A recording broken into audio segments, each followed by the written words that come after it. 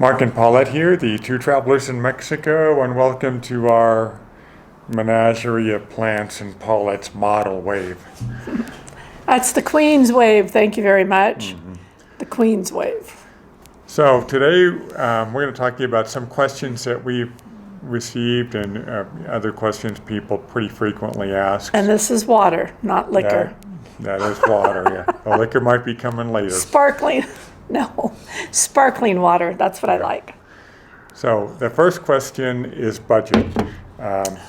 We received a question, can I live on... Lots of questions on this. Yeah. Many questions on questions. this. Can I live on $2,000 to $3,000 a month U.S. and Mexico? My short answer is yes, with the caveat it depends on your lifestyle and how much you want to spend. So that's sort of subjective. But I'll give you an idea of our budget. For food and household, we spend about $800 U.S. a month, but that includes everything pretty much in the house. You know, all household stuff, toilet paper, paper towels, cleaning products, garbage bag, blah, blah, blah, food. And I think I would even go as far as eating out, because we don't eat out too often. Yeah, we do eat out a couple times a week, but not really that often. Not even a couple of times. Our electric bill runs us about $13 a month. Our drinking water... No, baby. Our electric bill is $6.50 a month. Oh, yeah, that's right. That's $13 for 2 months. I stand corrected. You sure do. Our drinking water that we get, that runs us about $15 a month. Our medical for two, that's about $4,800 US dollars a year, or about $400 a month. Which might seem kind of steep. Yeah. And it's new because we just got that. Those of you that watch our videos know that we just went from the government, what is it called? IMSS to private insurance. And it also includes our travel insurance on that too, to cover us. But honestly, a lot of people just choose to pay as you go. Absolutely. So that's, that's an option too. Right, $400 you may or may not want to spend a month. Exactly. Our phone service, it runs us each about $12.50 a month. So for the two of us, that's about $25 a month. And we switch from Telcel to AT&T. AT&T, yep. Our Mexican car insurance runs us about $350 a year, which we just pay a year in advance. So that's about $29 a month U.S. I'll round it off to 30, babe. Okay, 30. I've been instructed to round it off to $30 a month. Now, wait a minute. Stop there. Okay. And our U.S. car insurance, okay, we don't have anything that we pay. We have that through, what is it? State Farm in South Dakota. And they have it like we're on suspension, but I notify them before we go to the U.S., and then I have the coverage. Then it like restarts again. They do that for people that travel and stuff like that, especially with RVs. Right. So that's a godsend right there. So if we go back and we're gone for 6 weeks, then we'll probably pay 2 months. So it works out really well. Yeah. So we don't have the car insurance. It's just that we're on suspension. We're still their customer. We're still there, but our car is like in storage, so to speak, until we take it out of storage, which means to drive to the U.S. Yeah. So we spend about $60 a month in gas for our car. We spend about $10 a month in propane for the house. And the way that the propane works is you fill up your tank as needed. And like Karen and Jim, for example, theirs is actually pumped from the street. Piped in, yeah. Which is different. Yeah. I would say 90%, and maybe 85%. In Mexico, you're always going to have that propane propane tank on your roof. Yeah. And then you just fill it as you go. Like we filled it in December, the beginning of December, right? Yeah. And the beginning of December, we spent about $80. about 80, say 90 US dollars. And it's 5 months later, and we're at what percentage? We filled it at 80%. Right. We filled it to 80%. Now we're down to 55%. So it lasts a long time. Yeah, it sure does. And then the last thing is prescriptions. We spend about $100 a month on prescriptions, which is a lot. However, I have one prescription that I'm taking for a blood thinner. Is that what it's called? What is it called? Xarelto. For the blood thinner. I have one prescription that I'm taking as a blood thinner to get rid of a blood clot out of my leg, and that runs about $80. Pretty expensive. It is very expensive. And then you're taking another one too. Yeah, for my prostate, and that's just like $10 a month, something like that. Right, and then the rest is me, like about $7.50 a month, and mine is for a blood pressure med, and the other one is a thyroid medication, Right. and those are both so cheap Right. here in Mexico. So there you have it. Obviously, if you, the other caveat is we own our home, so we don't have rent. right. So that's not figured Right. into it. So I think if you were to figure that in, our last place here was a fully furnished apartment, and that was for 12,000 pesos or 600 US dollars a month. Right. Depending on what you want, you know, what your caviar taste is, what your caviar taste is not. You know, that could vary. I would say probably $450 a month, depending. Like Buddy, his is only $225 a month. Yeah. His includes maid service and utilities. Right. But he's renting a room. It's a shared apartment. So, you know, you can go as far as $225 a month, but that's a rare situation. As high as, you know, I would say $1,200 a month, Yeah. depending on what you want. So those costs we talked about are about $1,570. However, if you chose to do, as a lot of people do, just pay as you go on the medical, Right. you know, if nothing Take that down to happened, like what, $1,150? yeah, $1,150 a month, and then obviously if you don't bring a car here, you don't have to worry about gas or Car insurance. the car insurance. That probably knocks. So that's, another- what'd you say, like $30 a month, say $15 a month. So that's what, $45 less a month there? It's more on than that? that. We figured the gas was $60 a month that we spend Oh, on our 60 car. a month, sorry. I So- was thinking weekly for Yeah. some reason. Okay, so minus, Minus those expenses, you're down to right around $1,000 Yeah. or a little bit more. $1,000. But then you would have to build in rent too. Right, So, build and rent. Now this and- is for two of us. Yeah, and we live pretty comfortably, I would say. Yeah. I mean, maybe throw in there an extra, I don't know, just say entertainment or something. You know, I would say another $40 to $60 a month, Yeah, entertainment. something like that. And that's not every month either. Incidental things. So adding that in, you know, I would say close to, what did you get? 1570, that you was- said? Yeah, like 50, Okay. 70. Okay, but so subtract out. 1620. Right. Or about 1120 if you subtract the health insurance and the expenses associated with the car. Right. So, So keep that in mind, you guys, because for some reason, I don't think that you're connecting with the difference on savings moving to Mexico.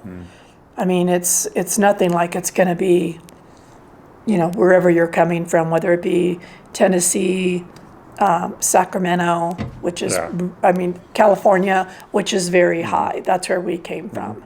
So we've saved quite a lot, Yeah. actually. Originally, when I did the math, I figured we could live in Mexico on about 40% of what it takes to live here, and I think reality is it's really closer to about 35%. So, And one other thing I want to say is we don't have house insurance here. We were looking into it when we bought the house. We opted not to, which that doesn't run very much either. yeah. A year. If you wanted something like that, there's that option to go ahead and get that also. I mean, houses here, they're made basically of Brick. brick and cement and stuff. They don't burn down. The only thing you'd be insuring yourself really against is some sort of a gas leak or something like that. Yeah, which could do damage to the inside though too. Yeah. Depending on what kind of a gas leak that you had. But so that's about it. I would say the most for us is about $16.25 a month. To the low would be about $15.70 a month for two people. And again, we don't have rent. Right. Our house is paid off. It was a cash deal when you buy in Mexico as a foreigner. Right. And if you backed out the health insurance that we have and the car expenses, we'd probably be down to about $1,100 a month. So. Right. And that's living comfortably, I think. So our next question is, and I'll let Paula take this one. Numero dos. Numero dos. How do I go about finding a rental when I come to Mexico? I would say that one way you could do it is look on Marketplace in the area where you are. There's a lot of rentals that are out there that are listed. Not everybody in Mexico is actually a so-called realtor licensed, although that may change in the future. But you can also go through somebody like that. Probably word of mouth is what I would guess. Yeah. Or if one of your neighbors is, has a for rent sign on their house, ask them, are they using a realtor or something like that. Facebook groups sometimes. And also, that's a good one too, Facebook groups, wherever you're living. The other one is also when you're walking around town, if you see the for rent signs, jot those numbers down. Yeah. That's another way too, because you'll see a lot of those too. That's my suggestion. Do you have any other suggestions on that, really? No, I think that's about it. People that know us that come to San Luis kind of use us to help them find places, but, Right. We're not realtors by any means. No, we're not. We've just connected some people with other people that we know that are in real estate here. Connections. Yeah. Okay. Okay, next question. Is there anything you wish you would have done differently when planning your move to Mexico? Yes, I wish someone would have purged more of our stuff. Stop it. Using that term very loosely. Stop it. Other than that, I don't think we would have done anything differently. We sold our house.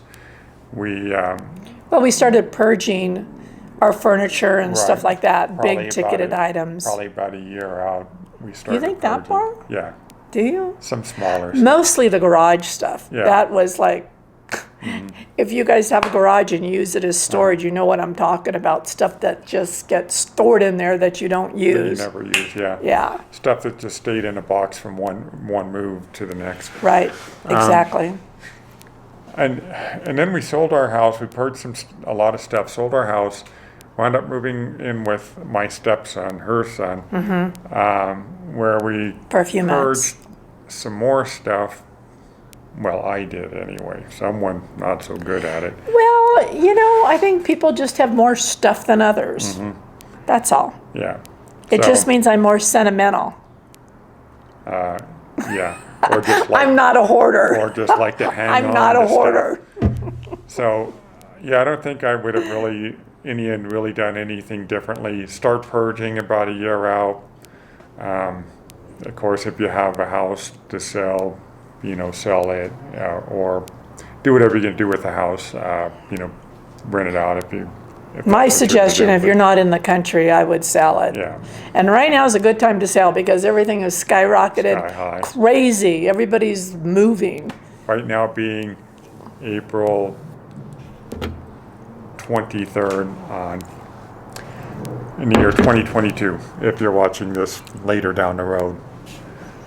And I'll let you take the next The question. next question is, where should I move to in Mexico?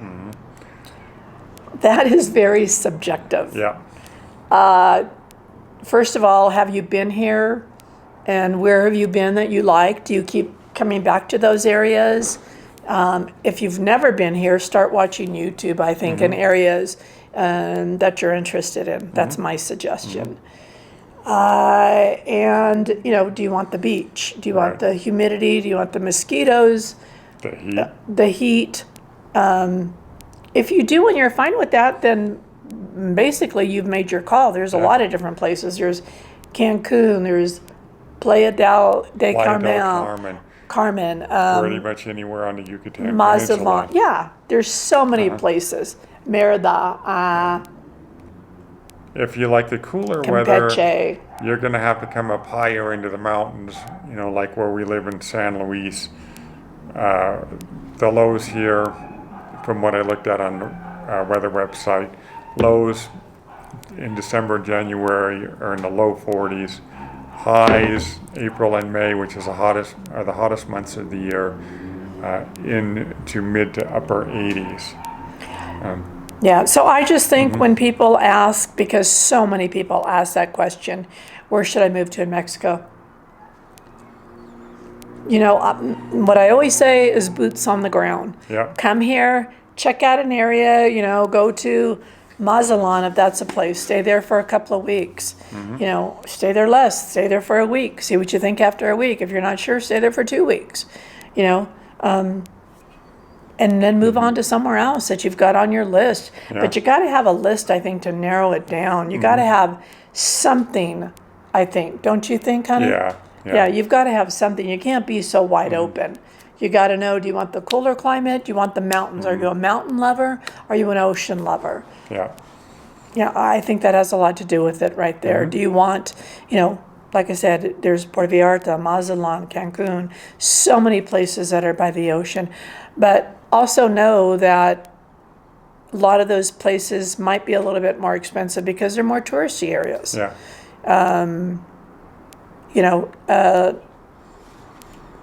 I don't know. I was going to say something about like Joe, like they live in Puerto Vallarta, but they live a little bit outside of like the touristy area, from what I understand. Correct me if I'm wrong, Joe.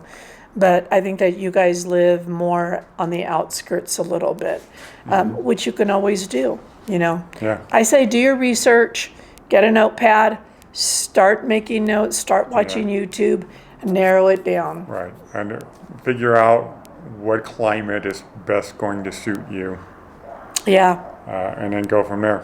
Yeah, I mean, Guadalajara is a great place. It's huge, to maybe start for some people. Mexico City, a lot of people love Mexico City. Yeah. Lots of area. You just got to start narrowing it down. And then get to maybe, 5 or 10 places and then check them out. Go there for a week to 2 weeks. I think after 2 weeks, you got a fairly good idea, don't you think? Yeah, I would say 2 weeks.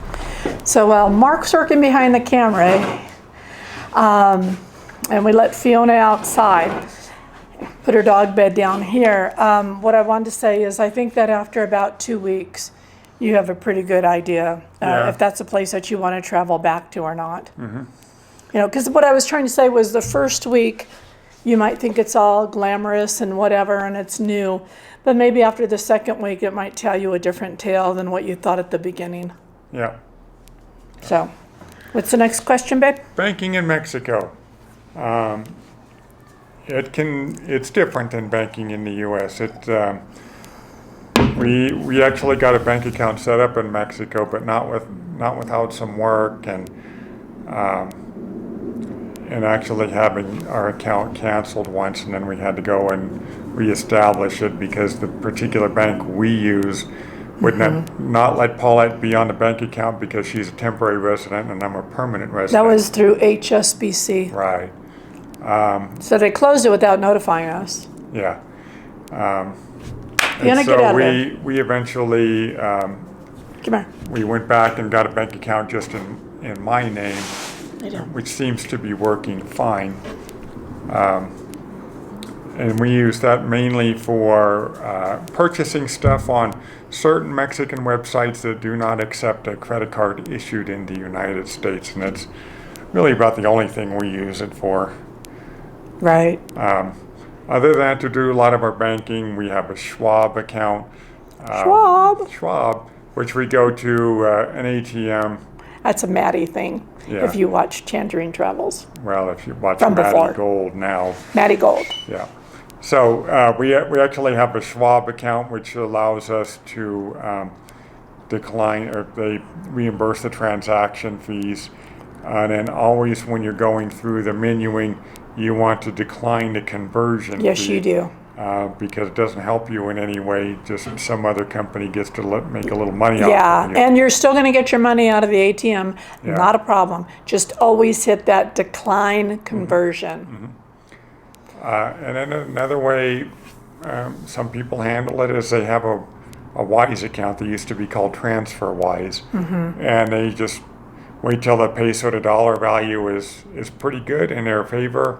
They transfer a bunch of money into their Wise account and lock in that trade, and then they just keep it in there. And then they, from their Wise account, they transfer money to wherever they need to transfer it to. Come here.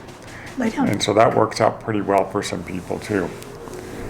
And I think some other banks, I think Chase might be one of them, that doesn't have transaction fees, and I think they reimburse you too. Yeah. But we went ahead and we got a Schwab account before we left the U.S. You need to do it before you leave where you're at so you can get your card with you. So that's really important.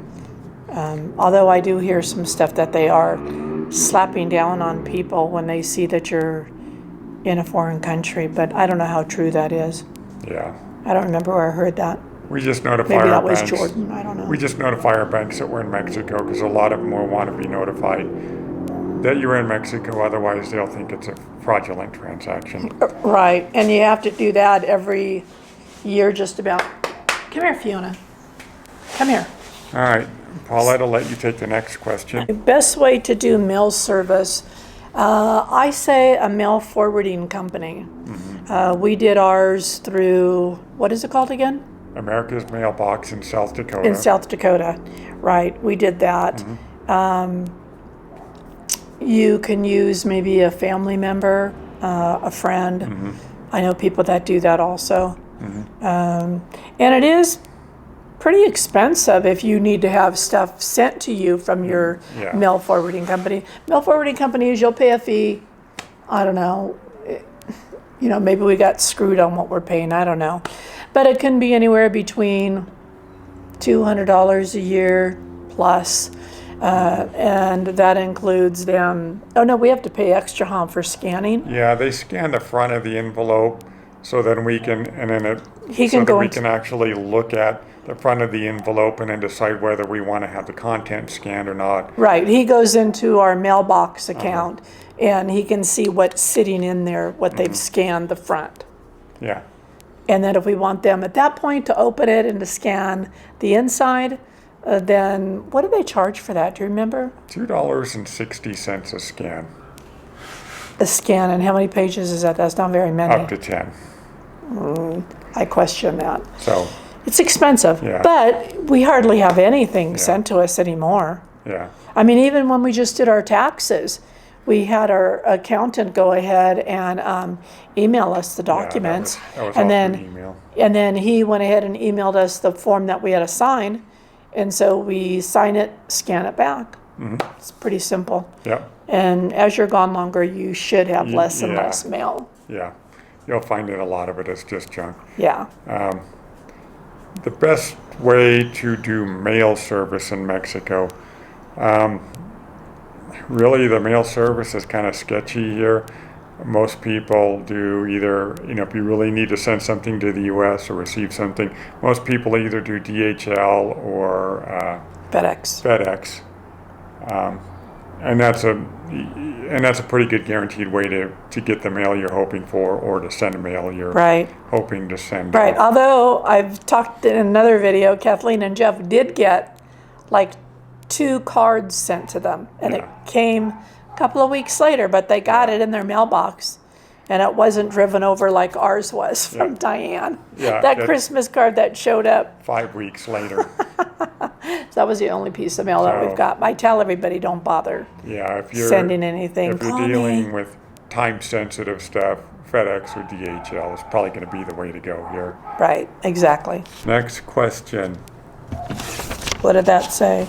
Do expats ever get together? You missed that one. Oh, okay. For gatherings in San Luis Potosí, and how often? And what did that say? Who do we contact to be included? I'll take this one. Okay.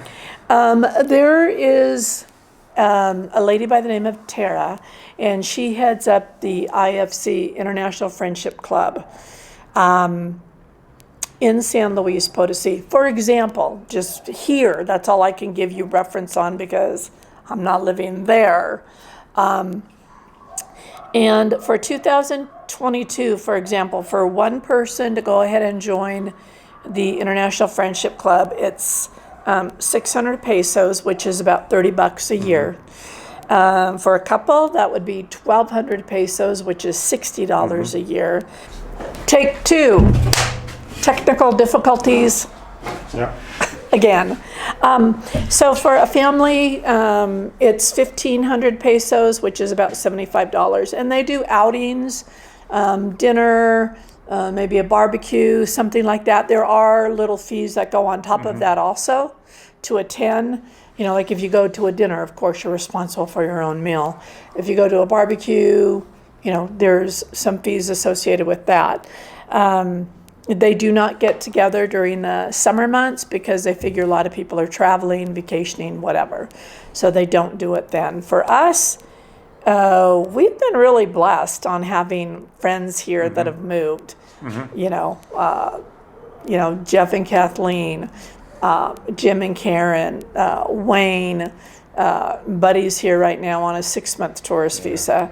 Right. Those people we all met through our YouTube channel. Right. Most of the people watching this probably don't have a YouTube channel, so they'll need to rely on a group like the IFC here in San Luis, or other groups in other cities that you're planning on moving to. I mean, hey, I'm fine with if you come to San Luis Potosí and you want to kind of meet our friends. We're always introducing our friends to one another so everybody can meet.